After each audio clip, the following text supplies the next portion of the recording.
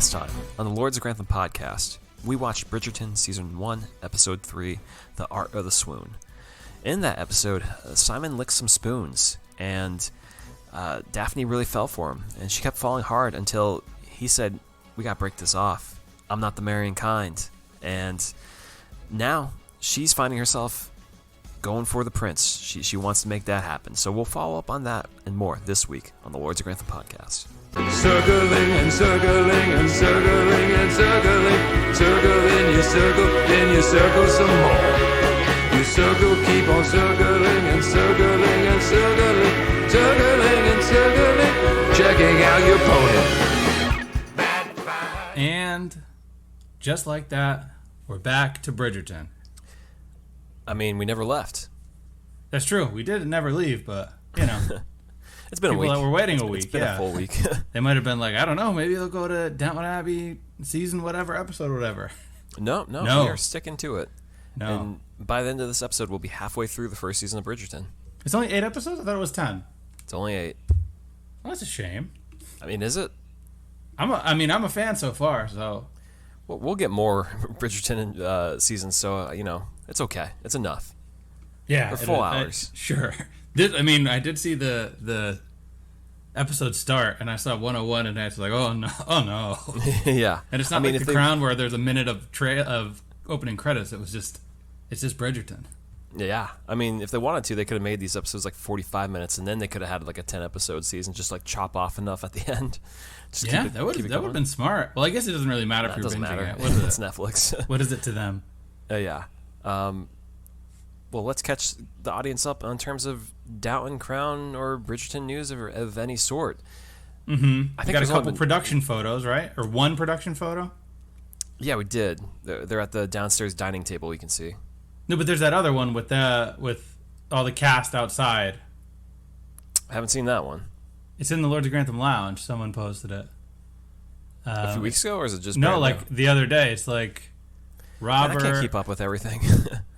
I mean, it's in there. It's a director, or they say it's some family member. Oh, yeah. There's Bertie in there and Edith. Yeah, and all Rosamund. Yeah, they look happy. Rosamund, that's a big get. We weren't sure. Yeah, she's cleaned up really well. Yeah. So Liz McGovern is there. Rosamund's back for Downton. I mean, the big story though is, in this photo and one that was recently posted by Hugh Bonneville is the slim down.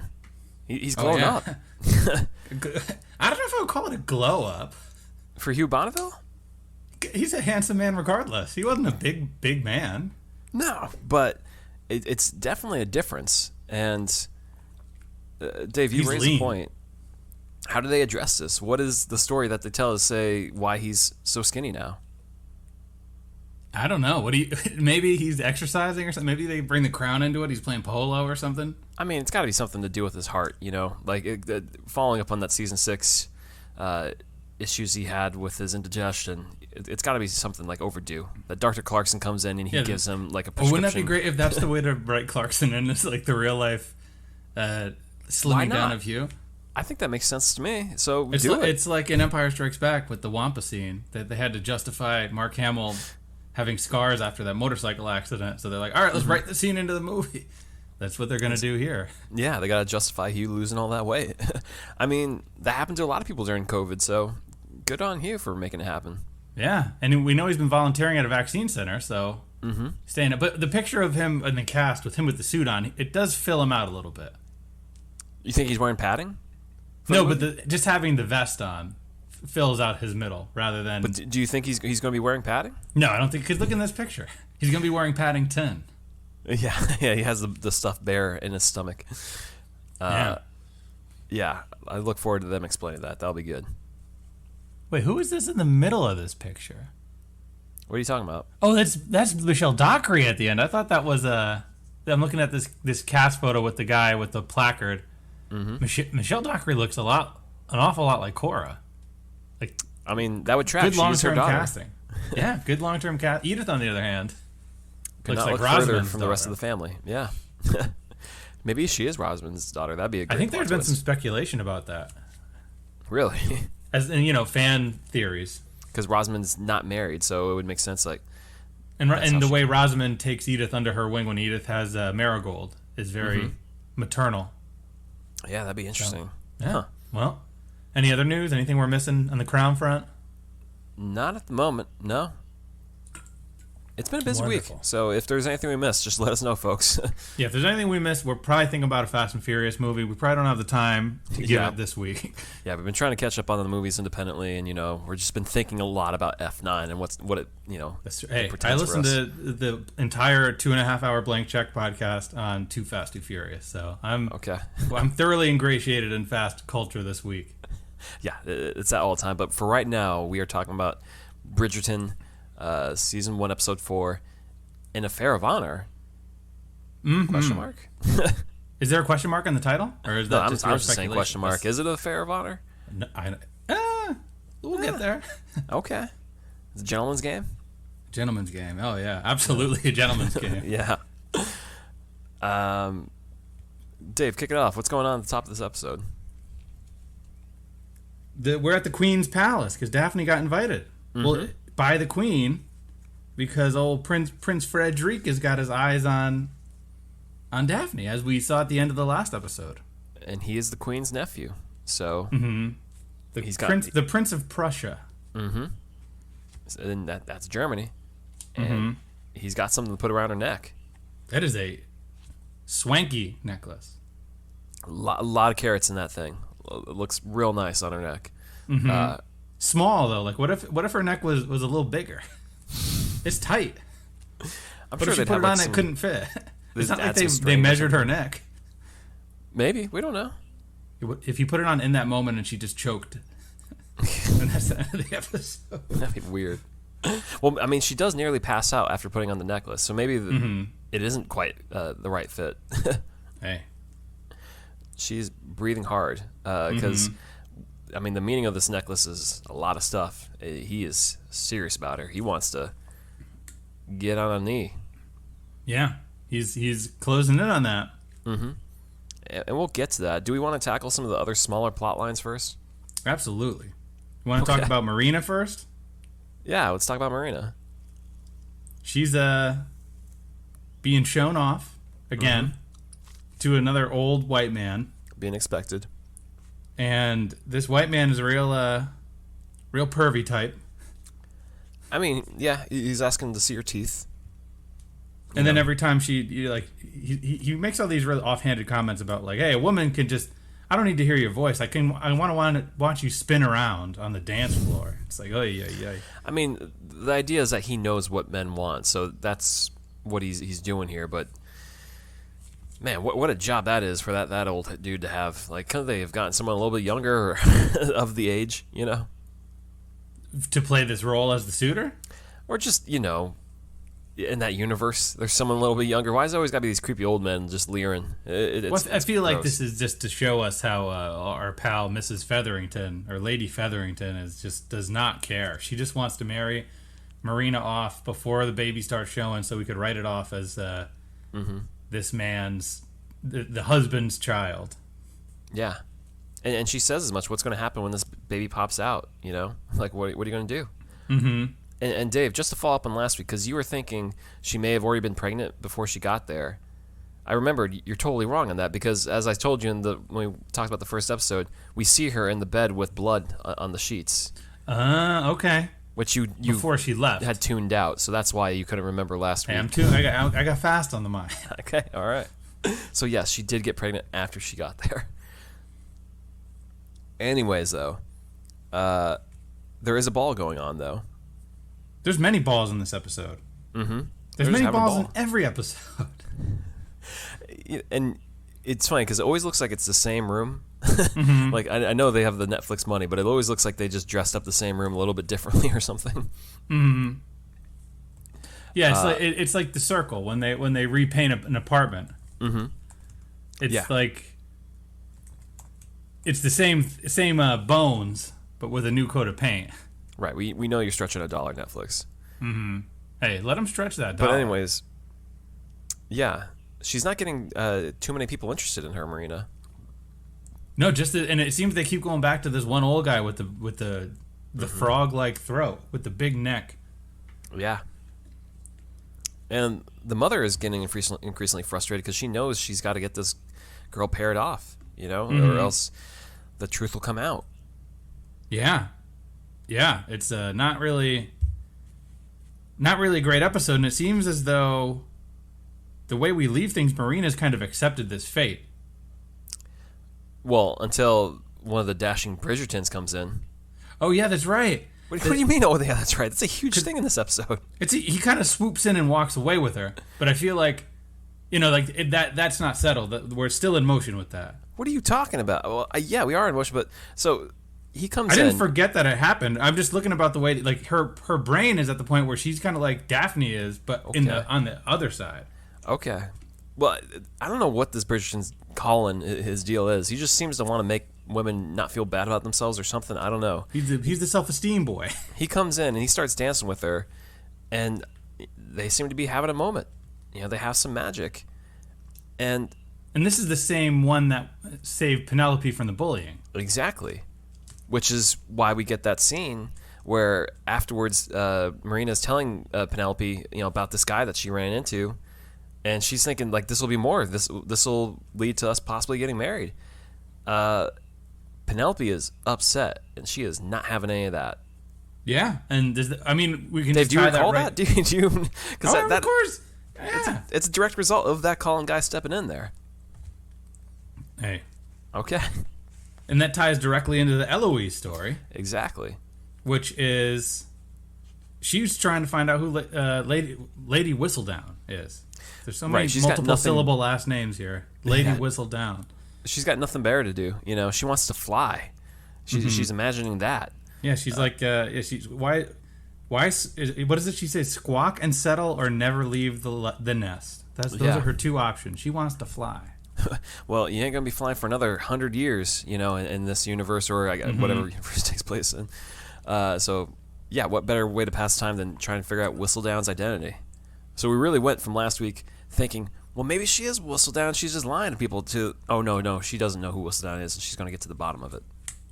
Yeah, and this is what, a 3-scene subplot basically. Just so we have the scene with her and Penelope talking about it. One scene she's in the background just taking notes, trying to figure things out.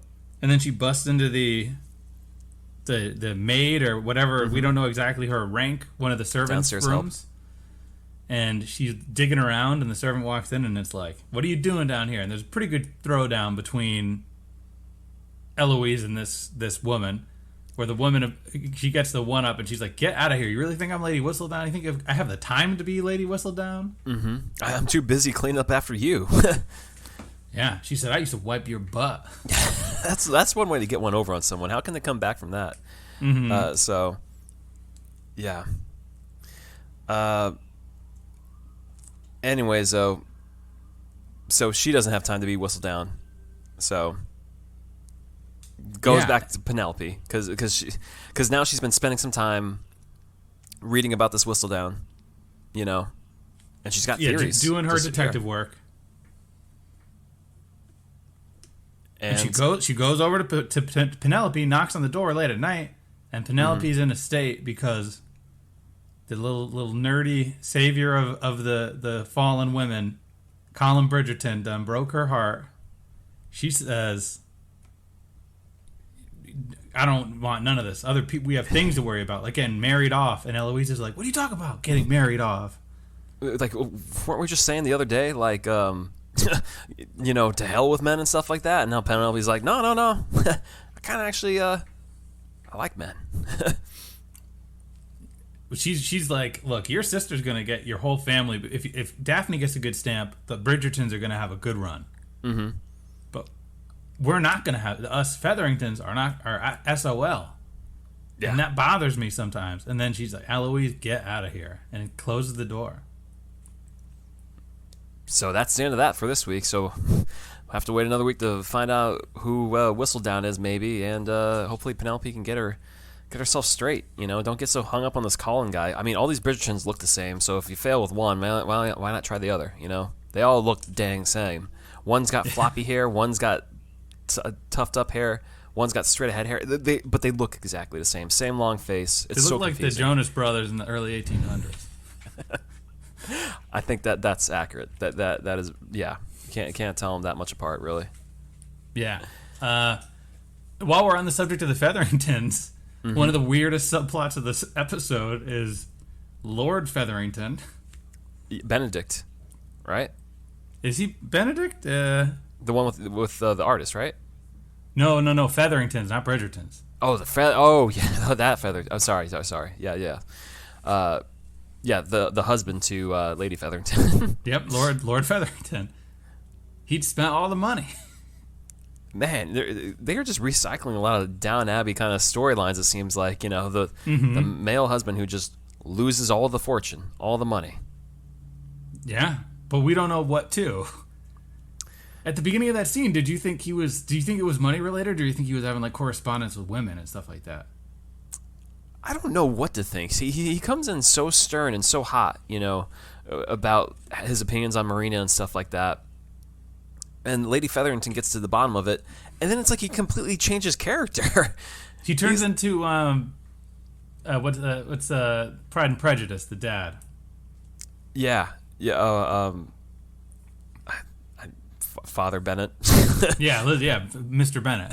He's pretty much. He goes from this sort of like, I'm going to be there for you guys and kind of speak my truth in the moment where I have to speak my truth, and then I'll kind of hold my tongue and let mom be mom the rest of the time. Mm-hmm. And then in this, he's like, oh, no, I've been making bad. He turns into Robert Crawley.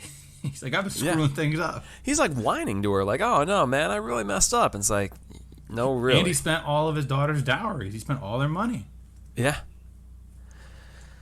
Yeah. And Dave, I looked it up. It is Mr. Bennett. That's just the name, Mr. Bennett. So. Yeah, it is Mr. Bennett. Yeah. Bill Bennett. William Bennett. Yeah. So. Bad week for the Featheringtons, the whole gang of them. Yeah, they're not doing too hot there. I really did not expect him to be crying like he did. The look on his face was just like, who is this man? He had like such a strong, imposing like mask on, and then he's just like, boop, boop, boop, boop, wussy boy. He looks like De Niro when he's like, coming to you with an offer or something. He looks like 2010's De Niro. Yeah, he looks like Paul Rudd's impression of De parody. Niro. Yeah, it's like, who is this guy? So the other side plot is the one I was just referencing is Benedict Bridgerton, who is hanging out with, I don't care to learn his name. It's Charles Blake. Sir Henry is his name. So it's I think it's Sir Henry. It's Sir Henry. Definitely Henry. I don't know if it's Sir Henry or something. It's actually else. it's Henry, and really it's just Charles Blake from Down Abbey. That's what I'm just going to call him, because that's all that matters. Names don't matter. Both are artists, and they're looking at some art. I don't know where exactly, but yeah, they're at like a place. I think it's setting. actually.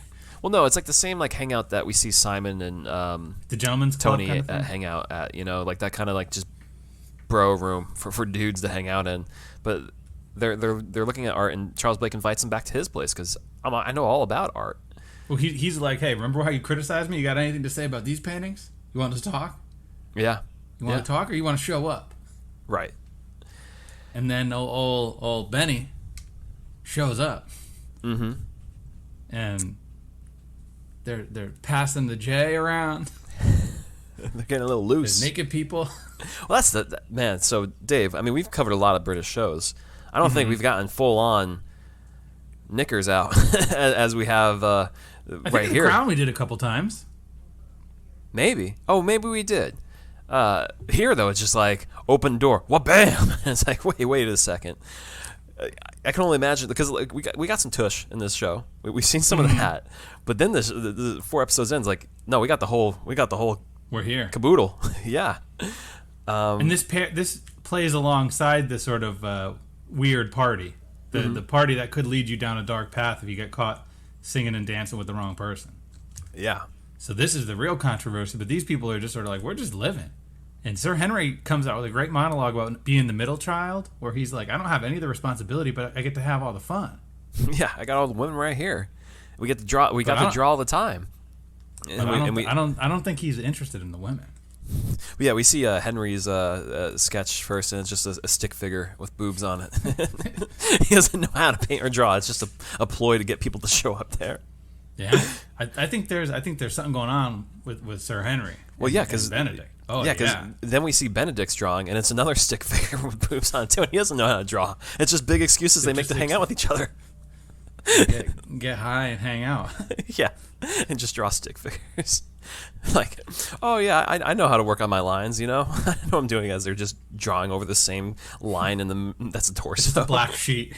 Yeah. By the end of it, they don't know what they're doing. And the funny thing is to me is, so Benedict sits down and you see he's sitting at an angle, so you see a little bit of tush on the lady, but when we cut to later in the scene where we see what he's drawing the full-on boobs on both the women. It's like, you didn't have an angle to both of those, bro. This is probably the first time he's seen that.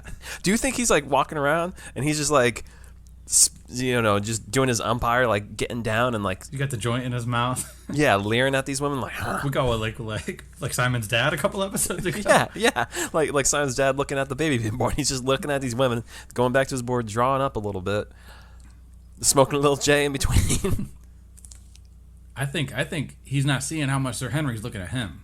Yeah, not at all. So that's pretty much where they leave it, right? all the Bridgerton boys kind of wind up in the same place. I mean, Charles Blake is like, come back anytime, brother. And Benedict's like, hey, I'll see you soon. It's funny because like this storyline just came out of nowhere. We barely saw Benedict for the first 2 episodes, and it's like, yeah, we're just gonna have this storyline in here. It's like, okay, cool. Yeah, all right. I mean, this must be in the book, because why else would you shoehorn this into an hour-long episode? I don't know. I really don't. Fine by me, though. It's okay. Oh, it's fun. Mm-hmm. I mean, Benedict is like, I enjoy myself way too much. Oh, he's having the time of his life, and he doesn't even realize it's going to get more fun. Nope. So yeah, the big storyline is the only one that's really left, right? The Simon and Daphne ongoing drama. Yeah. So Simon's got his buddy who's boxing. Yeah, I mean, we see Simon at the beginning of this episode punching a punching bag that's encased in leather. I don't know if they had that kind of punching bag back then. I think that's what a lot of things were made out of. I think it was like more cotton than leather. Cotton? Made out of cotton? No, like, in like a pillow like type of thing. Like I don't know, maybe we need to. This is an alternate universe, so who cares? But it just seemed like, man, that's some mad expensive leather to be beaten up on. I don't know. I mean, the rich guy. Well, Simon's got money, so he's probably bankrolling his friend. He's his Bobby Heenan. He's got to be there to be his manager. Well, he's. I feel like it's more like he's the Stallone to Simon is the Stallone to his friend's Carl Weathers. Or it would be reversed, because Carl Weathers is there for Stallone. But Carl Weathers is a side character. Okay, fine. So this is like Rocky IV, I'm thinking. This is the role they're playing. Not quite. Yeah, not quite. So they're gonna have a fight. Mm-hmm. That's what Simon's training him for. Except there's some vested interest in the person he's fighting. Yes, this dude that Prince Frederick is signing off on. Mm-hmm. So we know that Tony is Prince Frederick told Tony to bring Daphne to the boxing fight, so they could hang and talk. And we see that Tony or Daphne and Simon both just get, like, every time they cross paths with each other, it's like a flashbang went off in a Call of Duty game, and they're just like, meow, meow, meow, meow, meow, and they're just staring at each other. Right, just wide-eyed, like, what just happened? You're here? Oh no. So yeah, Daphne is down to watch a fight. Mm-hmm. Honestly, Dave, who did you have your money on to win this fight? I thought the white guy was gonna win. I thought so too. I thought it was like way too overly confident in Simon's friend to be like, he's just gonna walk away with this. Like, or I thought it was gonna be like a fix was in and somebody went against the fix, but there was no fix apparently. No, it was like easy, just like. Also, KO. I don't know. Yeah, I don't know what the rules were for boxing in this universe, but you're allowed to hit people when they're down on the ground. That's like, this is not. The 1800s. It's brutal. The guy is down and he knocks him again. It's like, where did bare knuckle too? Yeah, where were you taught that? And then we see that there's a brief scene where the so is this Lord Featherington or all my old men combined, mixed up, that we see the guy who's like, oh, I'll get you all your money that I owe you. I just need a couple days because we didn't anticipate this handy of a loss. Like, they make a point to say that all these people that made their wagers are not getting paid. Right. But I wasn't tracking whether or not that was Lord Featherington because I probably wouldn't pick him out in a room. Yeah. I don't know. Either way, somebody's on the hook for all this betting money, and they're making a point to show it to us, so it'll probably pay off in some capacity down the road. Yeah. So, I hope there's more boxing, actually. I enjoy watching that. Hey. It's good. Always fun, some combat sports. Right. We didn't talk about Mr. Finch. Wait, who's Finch? Mr. Finch is the guy that goes after Philip of Bridgerton. The kind of nerdy man. Wait, who's Philip Bridgerton? Philippa. Oh, Philippa. I totally missed this. Wait, what are you talking about? The guy the like doofy guy that's like hitting on the other Bridgerton sister. Oh, but it's like only like a parting thing. Like it's like at one. It happens in two scenes. They bring it up and they say that they've seen each other multiple times. Oh, okay. Man, there's too many of these Bridgerton and Featheringtons. That one's a very minor like F level plot. It's on the same level as the Daphne, or not Daphne, Penelope. Marina? That's a stretch. That is absolutely a stretch. I have it in my notes. Mr. Finch comes up in the beginning, and then he comes up in the middle. Like he's a well-meaning nerdy dude. All right. I look forward to just seeing it next time we watch an episode. But again, all the men that are like not important have like floofy blonde or reddish hair and big sideburns. Mm-hmm. So they all blend together. All the Bridgerton boys blend together. All the non-Bridgerton boys blend together. Yeah, to be honest, whoever this casting director is, though, like, did not do a great job at hiring people who you can differentiate from each other. Honestly. Yeah, especially with the gimmick being that like racism doesn't exist and there's no, we don't see color. Everyone is the same. Mm-hmm. Let's get some more people to just look different. Yeah, something. Get some Hispanic people, some Asian people, some other. I just feel like it's just black people and white people in this show. Which isn't the worst thing, but it's just like the faces. They all seem to somehow look similar for some reason. And if you are trying to remove race as a discussion point from the show, include everybody, and it'll make those scenes it'll make characters pop more just knowing that they look different color skin, different color hair, all the. Everything kind of matches. The key issue with this Finch fella, because I just looked him up on IMDb, he doesn't look that different from Prince Frederic. It's just a skinny white blonde boy. Yeah, it's the same shtick. They look like background characters in Frozen. Yeah, that's the other thing too. Is like they're not hiring like A-list like recognizable talent. They're hiring people like Charles Blake, who I know from Downton, but I wouldn't know him otherwise. But he's a high point. He's a one of the higher like well cast people where he's acting. He has some depth. He looks different. He's older. Yeah. You're telling me, brother. I actually wrote in my notes that I feel like Prince Frederic sounds like a non-playable character in like an Assassin's Creed video game. Sure. Yeah, or some Pirates game or something. He's not a great actor. He's very monotone and dull. I told you. I went off on him last week. I told you I don't like this Freddie Stroma character. I've seen him in enough TV and stuff. That's the actor's name? Yeah, that's the actor's name. To know, I just don't really like this guy whenever he shows up in anything I'm watching, and I don't like him here. So, you heard that. We're coming for you, Stroma. Yeah, we're getting John C. Elmore your parts from here on out. How's that sound? There's a reason why you're the guy who's not going to end up with Daphne. Spoiler alert, because I can tell you this much: you ain't going to get her, brother. He might. Maybe they do a swerve. I don't know. That'd be the swerve of the century. Yeah, I'd be all in on that swerve. Yeah. Tony comes in. He's got word. This guy's going to propose. Mm-hmm. And he gives him the okay. Well, he says he doesn't give him the okay, but he says, talk to my sister. He says, I know my sister's an independent enough woman that she's not going to let me talk for her. So come on in. Come on to the house. We'll cook you up a casserole or something. And this is all before a big ball where we also see Tony hanging out with Simon. And he tells him, how wrong he was about him. Mm-hmm.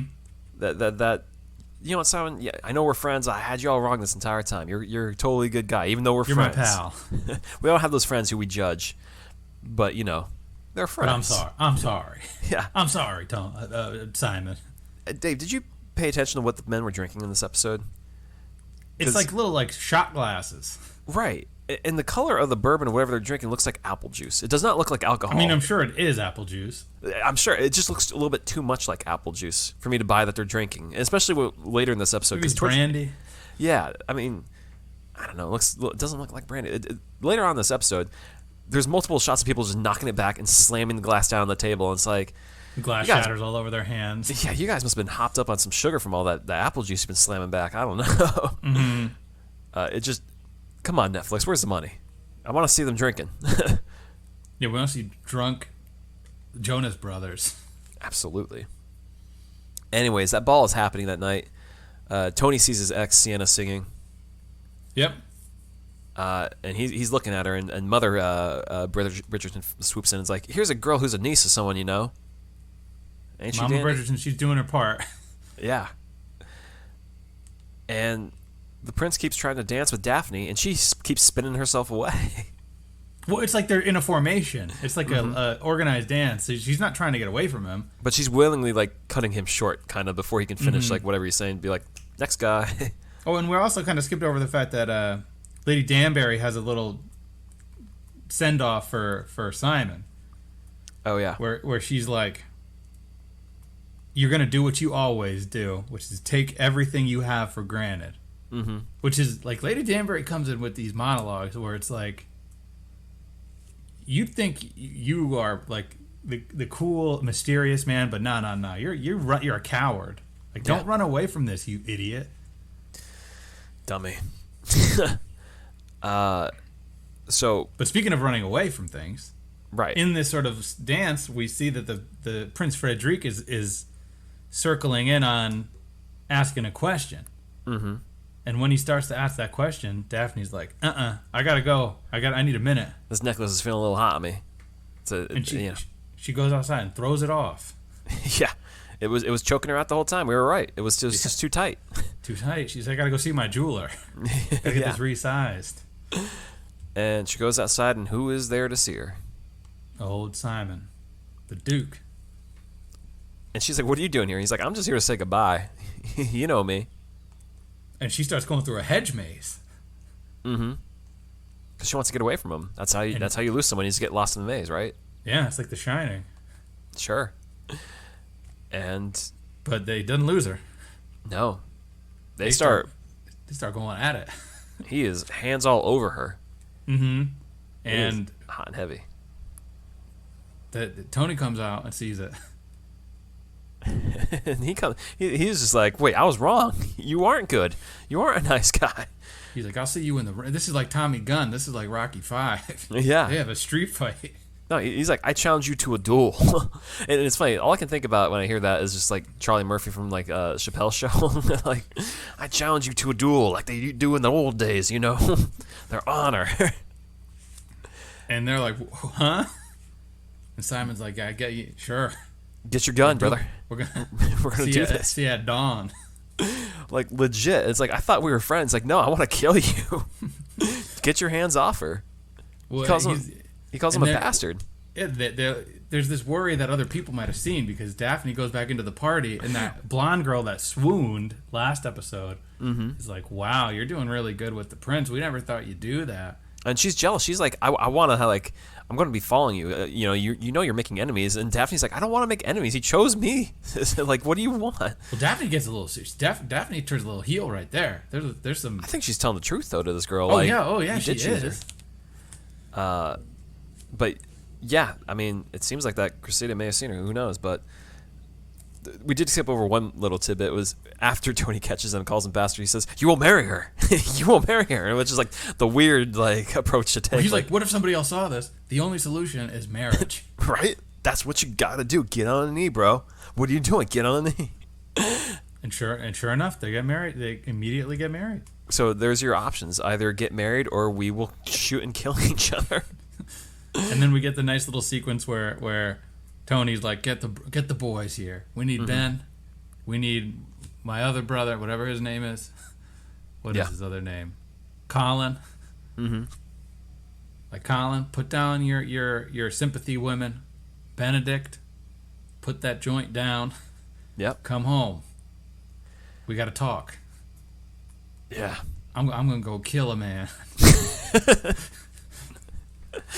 And you're going to take the fall for me.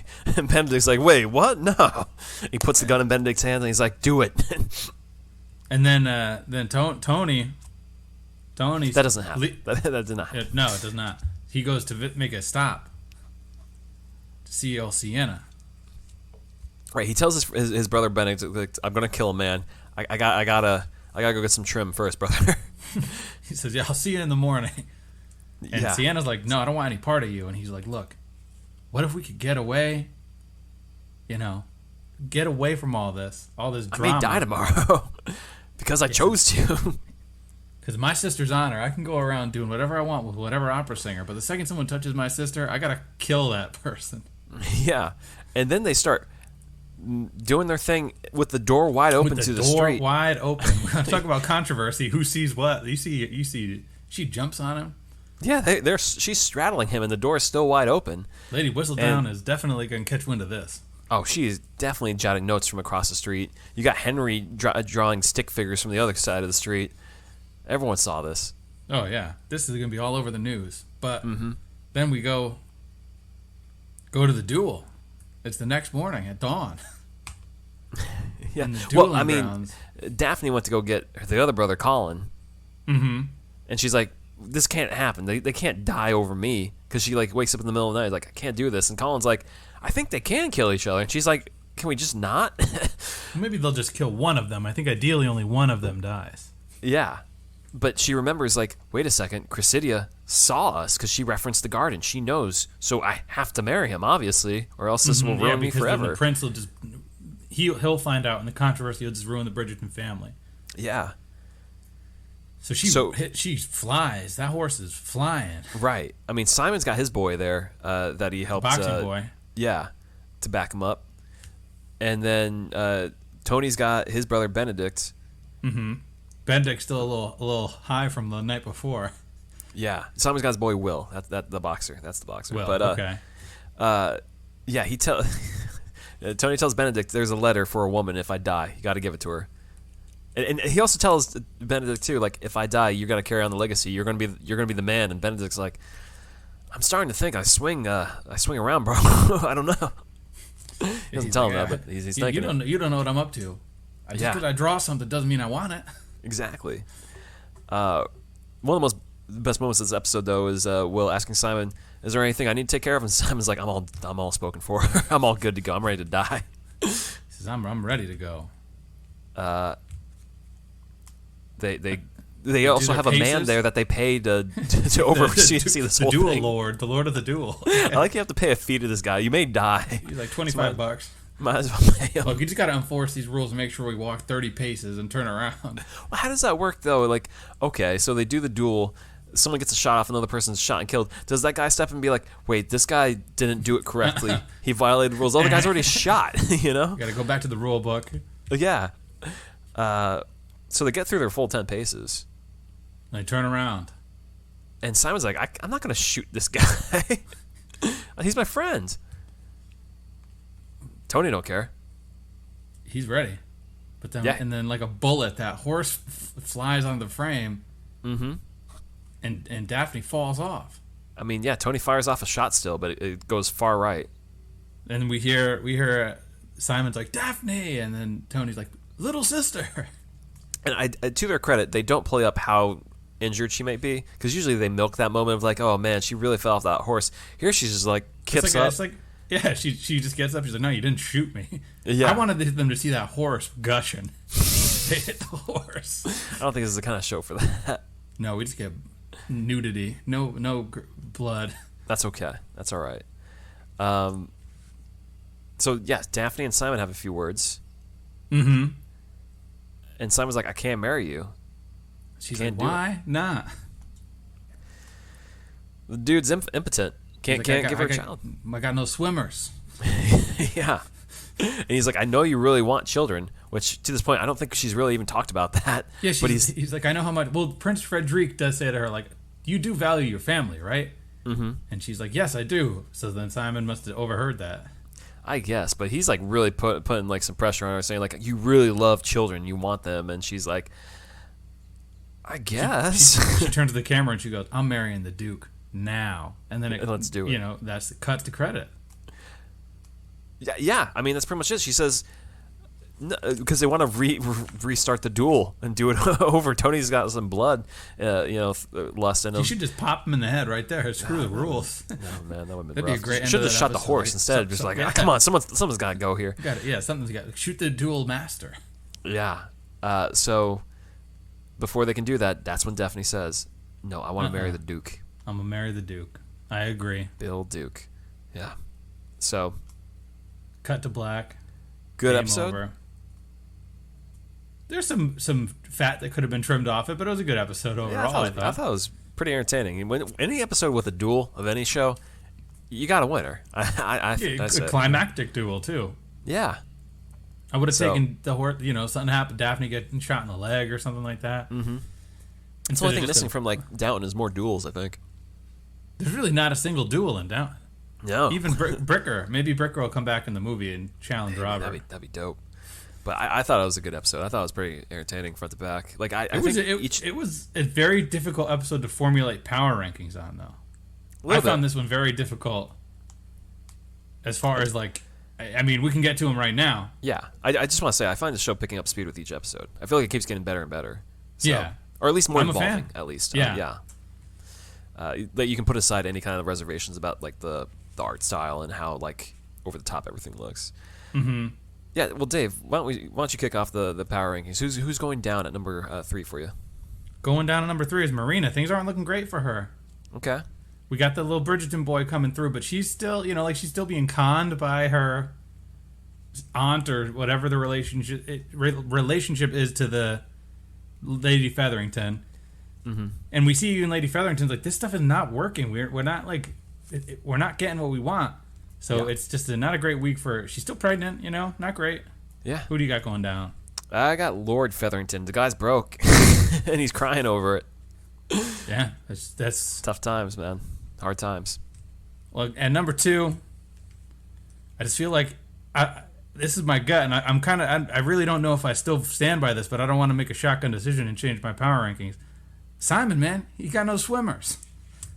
He's just trying to cut off Daphne to avoid hurting her, but he can't control his impulses, and he winds up in a situation where he might put her entire family on the line. And we see he's grown a conscience, and we see his maternal figure, Lady Danbury's calling him out on his behavior, and he's got no swimmers. So it goes. Well, number 2, I got Penelope. Okay. She is all alone, and she has no friends now.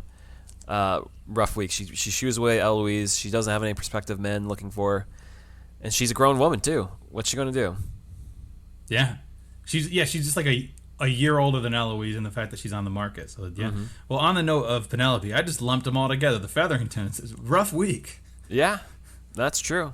You're grown broke. Mom is not a great person from what I've gathered in a couple episodes. She's vain and not great. She's very much Mrs. Bennet. Yeah. And I don't like her very much. And then Dad has spent all the money. We don't know how. He just spent the money. So it goes. Well, and number 1 going down, obviously. I got Simon. Dude is empty. He's running on empty. And also, he's got a man straight up trying to kill him in this episode. His friend. That forgave him 20 minutes prior. Right. You messed up. And also, we left out that he gets punched while he's on the ground, too, by Tony. Oh, I said it. It's like it's like Rocky V. It's like Tommy Gunn. But all multiple times in this episode, people get sucker punched just when they're on the ground. That's just rough. Mm-hmm. So, yeah. I hope you find something in you, Simon. That's it's not great. Yeah, well, who do you have going up, Corey? What's Marina. She had a good week. She finally got with Colin, and she's got ideas in her head that she's going to be spoken for. She's going to be all settled, and she won't have to worry about this baby. Good for her. This drama's coming. Soon come. Okay, all right. Try and justify your down ranking. You didn't even realize he existed. I got Mr. Lord Finch. This dude comes in. I prefer people have more than 1 or 2 lines an episode. He has 4. Okay. He comes in, he does some good work, I think. All right. He's trying. Okay.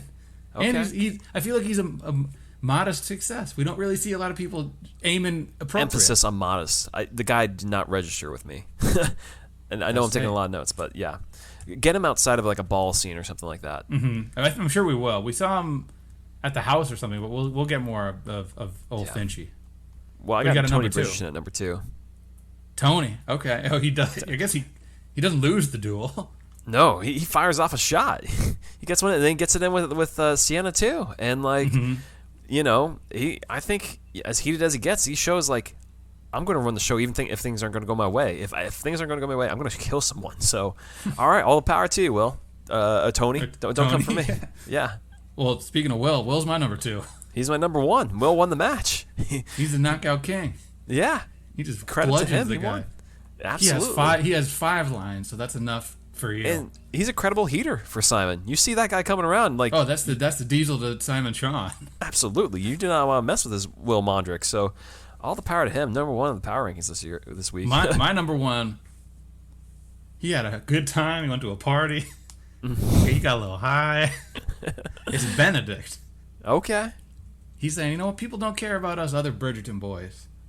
But then we see old Pigman is like, look, you're in the best position because all you stand to do in life is gain. You have fun. You don't need to worry about having heirs. Just smoke a J, bro. He's like, hit this, brother. And that is Bridgerton. Listen to some Pink Floyd. Right. It is an affair of honor this week. Is it an affair of honor, this duel? Not really, because they don't duel. Yeah, it's horse interferes. Yeah, it's a little. The duel master should be like, no, I demand someone dies. Yeah, there needs to be an honorable finish to this one. Yeah, it's truly not one of honor. Yeah. Well, this week, Dave, we are recording our bonus episode for Death Comes to Pemberley for our upstairs tier Patreon subscribers. So if people want to hear that, they can tune into that. Indeed. Have you been watching anything else, Dave? No, not really. I've watched Death Comes to Pemberley. Those 3. It's 3 full hours. So Absolutely. I guess that was what, because we're recording this a day late. Watched Furious 7, and I'm halfway through Fate of the Furious. So when we're done recording the Death Comes to Pemberley, I'm gonna finish Fate of the Furious. Yeah, I'm gonna probably put on Fate of the Furious tonight. I gotta go purchase it because it's not available anywhere to stream. Oh wow! I know. I think I have a digital code I could send you. Well, we'll talk about that offline. I'm going to read this 30-digit thing. Someone else gets it. Yeah, busy week, honestly. I have not been able to watch too much beyond these shows, to be honest. And then some NBA when I can squeeze it in. Great. Some good games. Otherwise, you can find us on Facebook, Twitter, Instagram. We have a website where you can find all our episodes and our Podbean subscriptions and stuff. Yeah, on Podbean. And we got merch and we got everything out there for you guys. So leave us a review join that on Patreon iTunes. If you're interested. Mm-hmm. And apologies for the silence at the end of the last episode. We didn't want it to feel like a Disney Plus show with about 10 extra minutes of dead audio. But that was I realized that after I uploaded it, and I said, maybe people thought it was like a Disney Plus show. There might be a post-credits. People probably thought they were going to get all of 2 Princes, and they didn't get all of 2 Princes. Well, if you... Well, hopefully, you'll get the same amount of 2 Princes this week. Yes. Until next time. Until we meet again.